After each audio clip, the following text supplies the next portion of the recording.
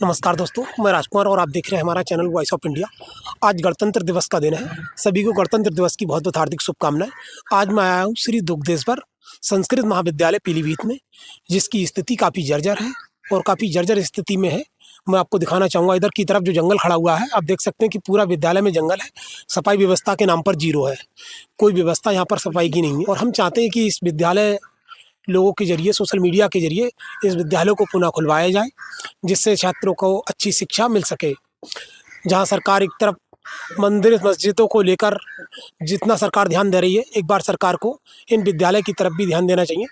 आप देख सकते हैं पीछे जो विद्यालय का नाम लिखा है, श्री दुग्धेश्वर संस्कृत महाविद्यालय पीलीभीत।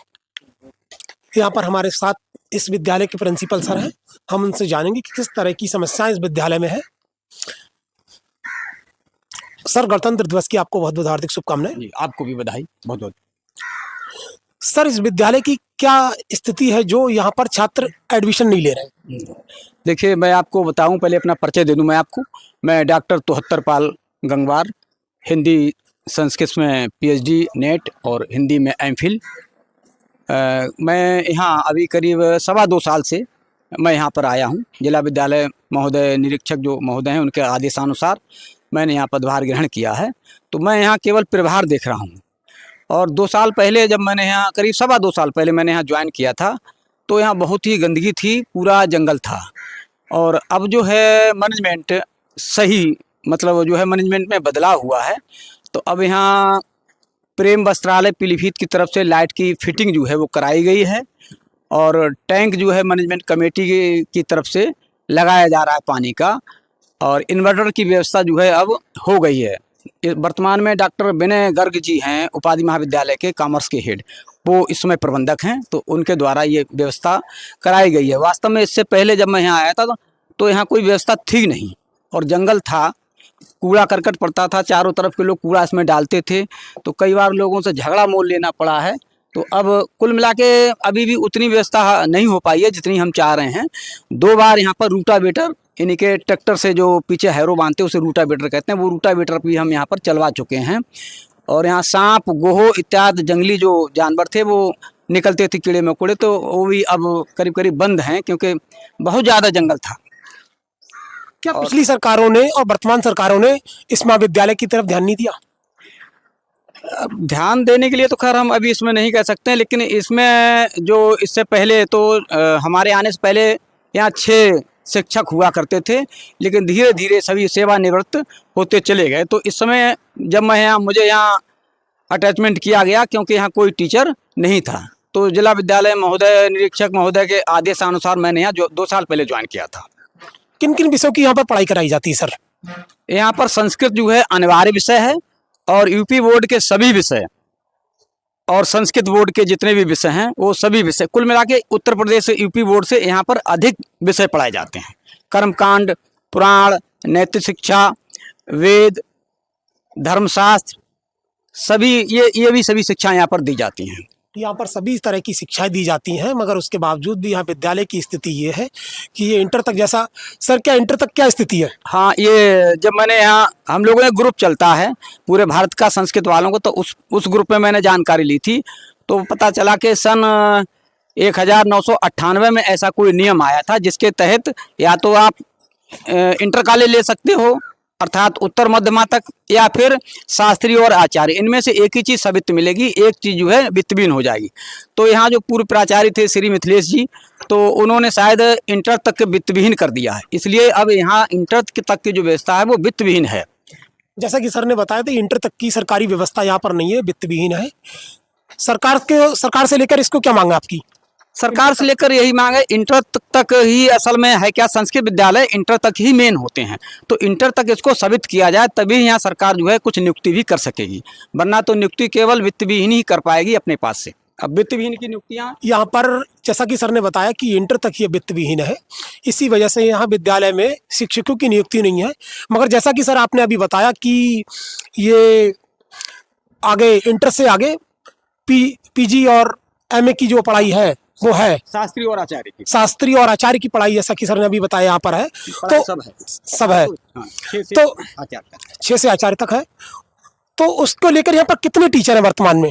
वर्तमान में यहाँ पर कोई भी शिक्षक नहीं है। मैं यहाँ केवल प्रभारी प्राचार्य के रूप में नियुक्त हूँ और ना यहाँ कोई बाबू है क्लर्क, ना यहाँ कोई फोर्थ क्लास है। एक वृद्ध दंपति रहते हैं तो उनसे कोई काम होता नहीं है, अकेले ही सब देखना पड़ता है। सरकार की तरफ से यहाँ किसी तरह की कोई नियुक्ति नहीं है।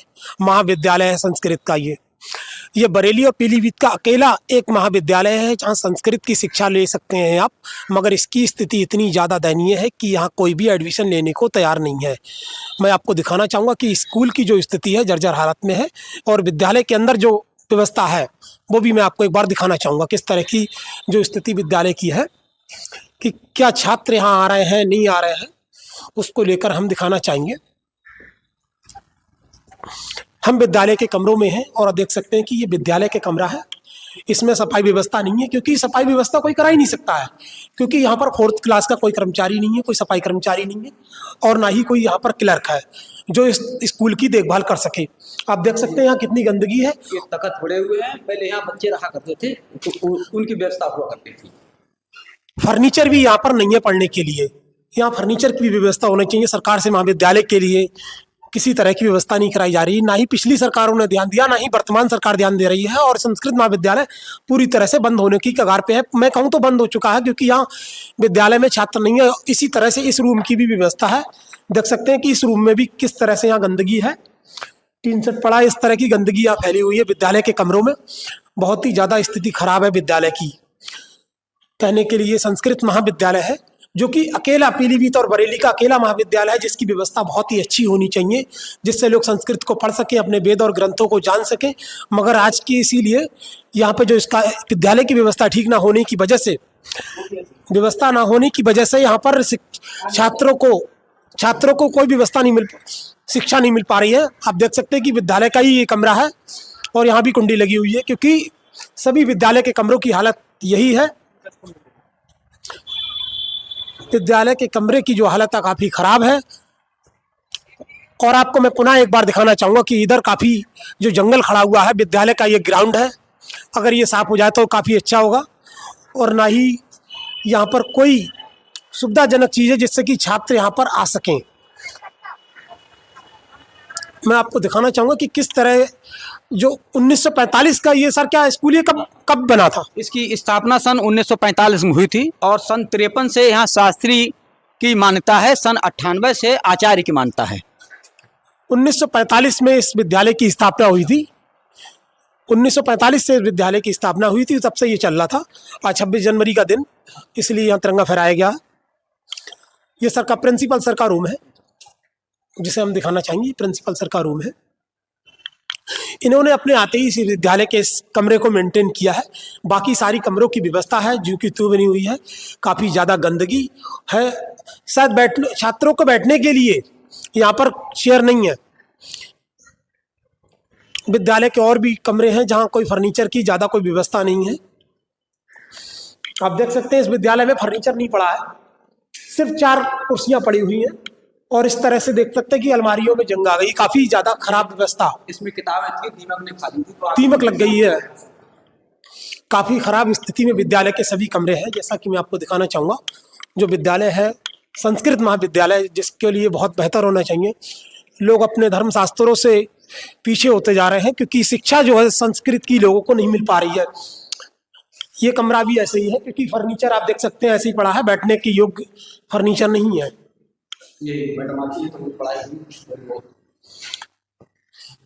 क्योंकि जो फर्नीचर है, अगर शायद छात्र आ रहे होते तो फर्नीचर यहाँ पर अच्छे से लगा हुआ होता। काफ़ी ज़्यादा स्थिति खराब है संस्कृत महाविद्यालय की। और भी जो कमरे हैं हम उनको दिखाना चाहेंगे। जैसा कि मैं दोस्तों कल भी आया था इस विद्यालय में, प्रिंसिपल सर ना मिलने के कारण मैं चला गया था, पर इस विद्यालय के सभी कमरों में ताला लगा हुआ था।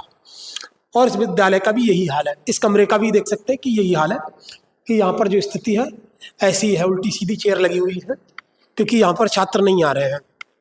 वर्तमान में कितने छात्र हैं सर यहाँ पर? वर्तमान में 41 छात्र हैं। अभी 2 साल पहले तो 4-5 छात्र थे। अब मेरे आने के बाद ये प्रयास जब मैंने किया है तो यहाँ संख्या थोड़ी बड़ी है, लेकिन शिक्षक कोई नहीं है, तो इसलिए बहुत बड़ी दिक्कत है। शिक्षक कम से कम हमें मिलना चाहिए। शिक्षक एक 4th क्लास मिल जाए हमको, 1-2 बाबू भी मिल जाएं। कोई नहीं है, अकेले ही सब काम देखना पड़ता है। सरकार को संस्कृत महाविद्यालय की तरफ ध्यान देना चाहिए, जो संस्कृत महाविद्यालय से लोगों को उच्च शिक्षा और संस्कृत की शिक्षा मिल सके। जो वेद और अपने धर्म ग्रंथों को जान सकें, क्योंकि स्थिति ज़्यादा विद्यालय की खराब है, इसलिए यहाँ पर कोई भी छात्र नहीं आना चाह रहा है।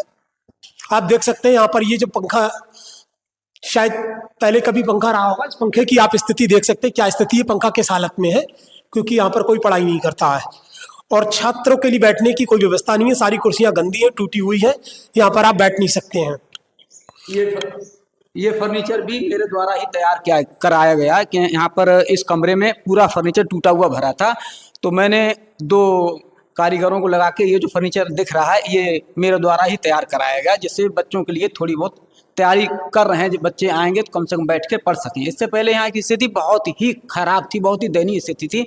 विद्यालय में घुस नहीं सकते थे, इतने जंगली कीड़े मकोड़े यहाँ घूमते थे। पिछले सर ने कहा जैसे कि पिछले सर ने 2 वर्ष से इस स्कूल में आए हैं, कुछ तब इन्होंने कुछ बदलाव किया है, मगर स्थिति आज भी ज़्यादा बहुत ही खराब है, क्योंकि विद्यालय में कोई टीचर नहीं है, कोई क्लर्क नहीं है, ना ही कोई 4th क्लास। ये आदि साफ कराएं लेकिन बात हुई। और चारों तरफ, स्कूल के चारों तरफ जंगल ही जंगल खड़ा है। काफ़ी ज़्यादा दयनीय स्थिति है। पीलीभीत नगर पालिका के द्वारा भी स्कूल के बाहर किसी तरह की सफाई व्यवस्था नहीं है। मैं आपको एक बार बाहर की तस्वीर फिर दिखाना चाहूँगा। सर, विद्यालय में कितनी % उपस्थिति रहती है छात्रों की? उपस्थिति शास्त्रीय आचार्य के तो बच्चे कम आते हैं, कक्षा 10 के बच्चे आ रहे हैं। कक्षा 10 में कितने बच्चे सर? कक्षा 10 में 3 बच्चे हैं। 10 का मतलब है पूर्व मध्यमा द्वितीय वर्ष। कक्षा 10 में मात्र 3 बच्चे हैं, क्योंकि स्थिति जो विद्यालय की खराब है, यहाँ कोई भी बच्चा एडमिशन नहीं लेना चाह रहा है। परंतु सभी, तो उनके लिए टीचर कौन है?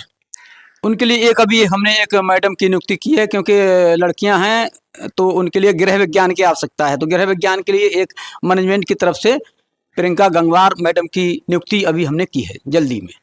तो उनका वेतन जो है मैनेजमेंट ही देता है। सरकार की तरफ से कोई इंटर तक कोई व्यवस्था नहीं है? सरकारी तरफ से इंटर तक कोई व्यवस्था नहीं है, ना कोई टीचर है। सरकार की तरफ से इंटर तक ना कोई व्यवस्था है, ना कोई टीचर है। इस तरह की हालात में ये संस्कृत महाविद्यालय है, जबकि सरकार को इस विषय पर काफ़ी ध्यान देना चाहिए, क्योंकि संस्कृत को लोग जान सके। दुनिया की सबसे पुरानी भाषा जिसे हम संस्कृत को ही मानते हैं सर, यही सर? हाँ सर, सबसे प्राचीन भाषा है सर। प्राचीन भाषा संस्कृत है, जननी है सबकी, सबकी भाषाओं की जननी है। पर जो संस्कृत का महाविद्यालय है पूरी तरह से बंद है। और ये जंगल कब तक साफ होगा सर? जंगल ये वाला तो अभी साफ कराया गया, लेकिन वो अभी रह गया है, क्योंकि समिति के लोग ही कराते हैं इसको, मैनेजमेंट कराता है। तो अभी शायद देखो कब तक करा दें। तो महाविद्यालय की तरफ सरकार के लिए क्या बजट मिलता है? कोई पैसा नहीं मिलता। सरकार की तरफ से कोई बजट नहीं मिलता है? नहीं, सरकार की तरफ से कोई पैसा नहीं मिलता है। इस बार छात्रवृत्ति मैंने जरूर बच्चों को दिला दी है। जितने बच्चों ने फॉर्म भरे थे सभी बच्चों को छात्रवृत्ति मिल गई है। सरकार की तरफ से महाविद्यालय को कोई मदद नहीं दी जाती, जैसा कि सर बरेली का एकमात्र विद्यालय है। इसकी स्थिति जो काफ़ी जर्जर है, उसको लेकर हम बात करेंगे। यहाँ के जो प्रिंसिपल सर हैं उनसे मैं अगर आपको दिखाना चाहूँगा, मगर इसकी जो स्थिति है, आपका मुख्य जो द्वार है इसका, आप देख सकते हैं कितनी जर्जर स्थिति में है। क्योंकि अगर यहाँ पर आप हाथ लगा देंगे तो ये नीचे गिर जाएगा, ये कभी किसी के ऊपर भी गिर सकता है, इससे कोई बड़ी घटना भी हो सकती है।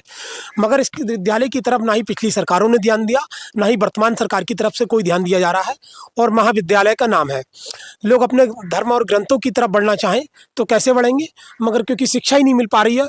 और पीलीभीत नगर पालिका की मैं बात करूं तो विद्यालय के बाहर आज 26 जनवरी का दिन है, ना कोई किसी तरह की सफाई की गई। आप देख सकते हैं कितनी गंदगी यहाँ पर है, विद्यालय की दीवार तक, ग्राउंड तक। और पीछे भी मैं आपको दिखाना चाहूँगा कि किस तरह की गंदगी जो यहाँ पर फैली हुई है। विद्यालय के बाहर ना कोई चूना पड़ा है, ना ही कोई किसी तरह की कोई सफाई व्यवस्था है। पूरी तरह से यहाँ स्थिति जो है काफ़ी खराब है। सर, क्या कहना चाहेंगे इसको लेकर जो सफाई व्यवस्था नहीं की जाती है?